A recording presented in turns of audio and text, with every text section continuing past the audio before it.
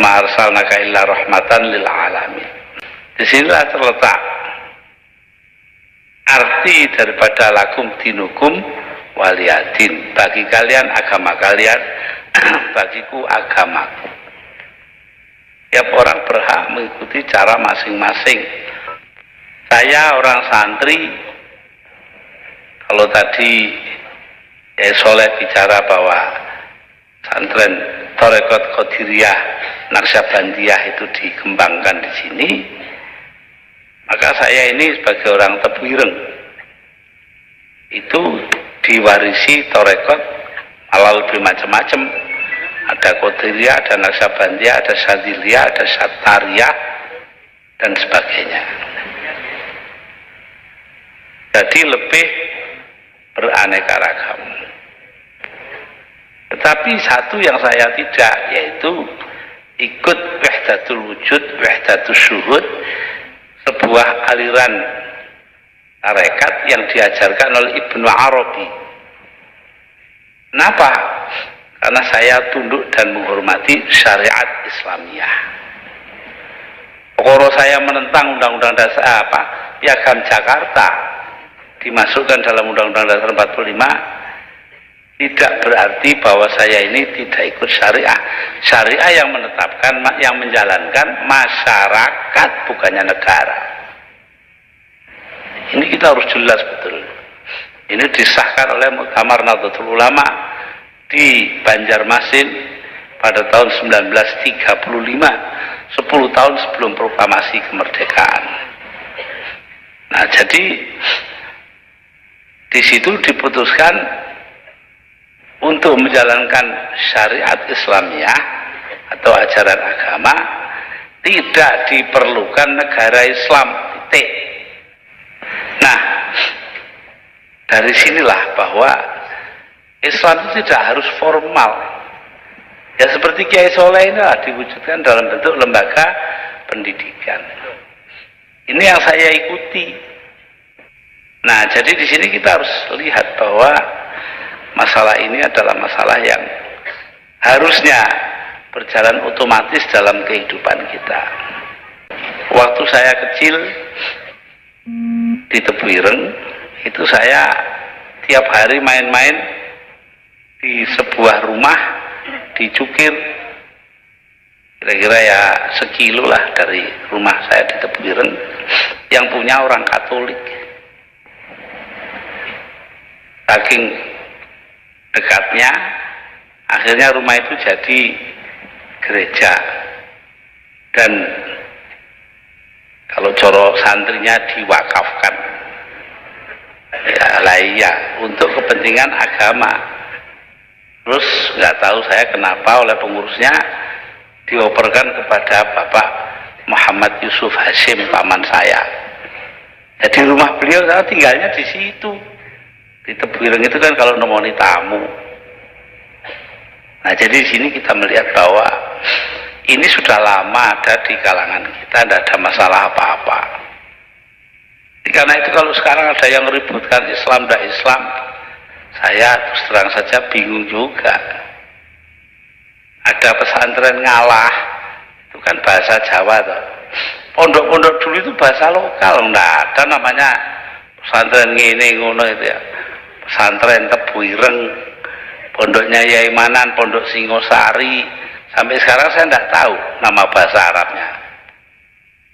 Iya. Oh, tahu-tahu setelah tahun 50-an itu loh.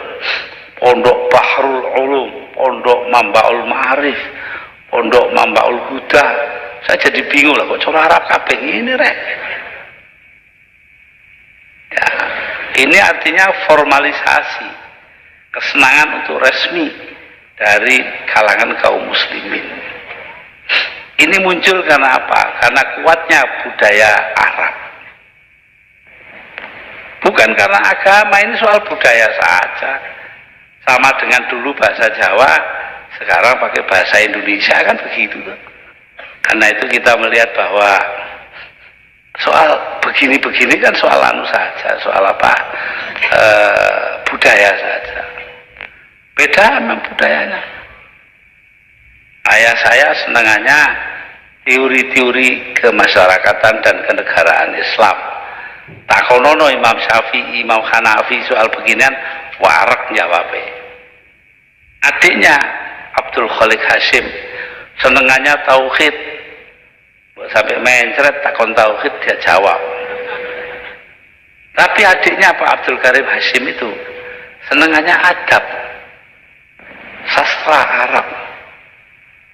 Tapi tanya itu, di rumahnya beliau itu ada Hamas atau Abi Tamam, itu yang menunjukkan kesenangan beliau kepada sastra Arab.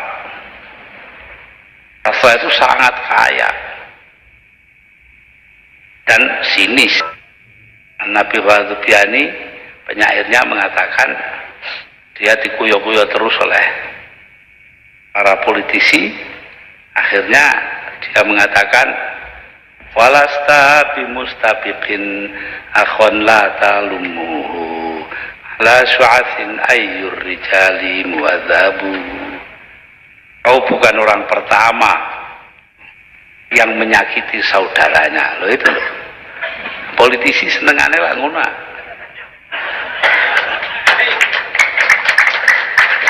Mesti nyakiti saudaranya itu. Ala syu'athin ayyur rijali muadzabu. Kalau dipikir secara mendalam, memang adakah orang yang sopan?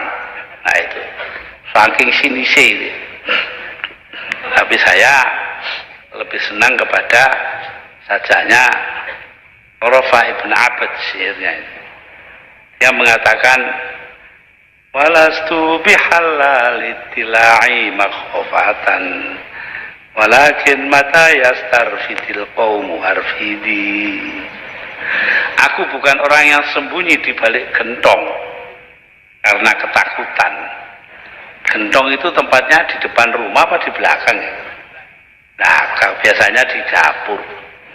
Lah orang yang sembunyi di balik gentong di dapur ente-entean oleh weden. Nah, ini katanya Torofa loh. Walakin mata yastarfiti arfidil qawmu arfiti. Tetapi kalau kaumku minta pertolongan, akan kutolong. Loh ini, karena saya tidak berada di gentong, di balik gentong ya saya, kalau kaum saya minta tolong, saya tolong. Kalau perlu toh mati nyawa. Loh, ini Torofa ibn Abid sudah begitu. Nah itu ya itu pegangan saya dari dulu sampai sekarang. Nah, dasar daripada sikap terbuka yang tidak mencurigai orang lain, tidak penuh kebencian kepada orang lain, itu adalah keterbukaan. Karena itulah saya kepada teman-teman agama lain itu ya terbuka saja. Alhamdulillah hari ini kita lihat keterbukaan itu punya punya dayanya sendiri. Orang lain yang beragama Hindu dan sebagainya mengajar ke sini ini kan jauh. Saya kan tadi sudah bilang tempatnya desa gitu loh. Itu mau naik kendaraan datang kemari. Ini apa yang mendorongnya? Karena ada rasa kecintaan di antara sesama umat manusia, itu yang penting. Nah, dari mana ini? Timbulnya dari sifat kebangsaan kita. Kita ini bangsa yang ditakdirkan Allah hidup bersama-sama walaupun berbeda-beda. Istilahnya pluralitas budaya. Banyak sekali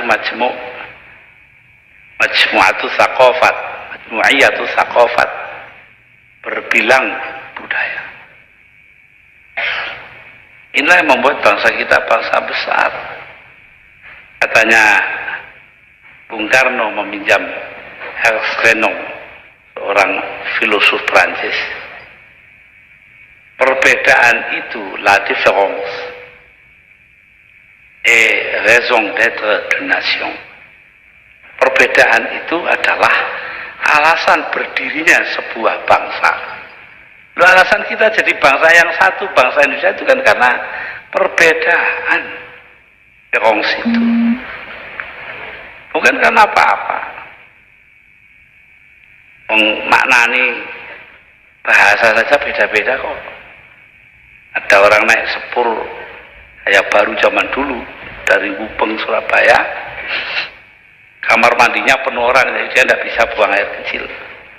Di Kertosono takut dia kalau ditinggal kereta, tapi sudah sampai di Madiun tidak kuat, dia turun. Begitu kereta berhenti dia turun, lari ke belakang, belakangnya kereta api, dia jongkok kencing di antara dua rel itu. Ada pegawai stasiun datang, Pak, ambil nunjuk WC jauh itu.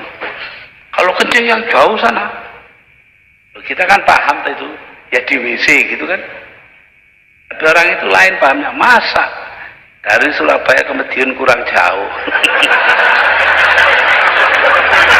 Loh, kok kadar jauh itu loh, kok bisa berbeda penafsirannya itu. Padahal barangnya sama atau yang diomongkan, tapi lain beda ya. Berbeda-beda penafsiran ya, walaupun beda pengertian ya harus ada persamaan apa itu pemahaman. Jadi karena itu kalau kita melihat kepada agama kita itu isinya perbedaan tok. Inna khalaqnakum min dzakari wa untha wa ja'alnakum syu'uban wa qabaila lita'arafu. Inna akramakum 'indallahi atqakum. Sesungguhnya telah kuciptakan kalian menjadi perempuan, lelaki dan perempuan. Ja'alnakum, dan kujadikan kalian berbangsa-bangsa dan suku bangsa agar saling mengenal. Loh, itu loh. Usulannya disuruhnya itu saling mengenal kok. Artinya buka universitas seperti ini kan. Inna akramakum indallahi atqakum. Urusan kamu di surga nanti atau di akhirat itu urusannya ketakwaan kamu kepada Allah, tidak ada urusannya dengan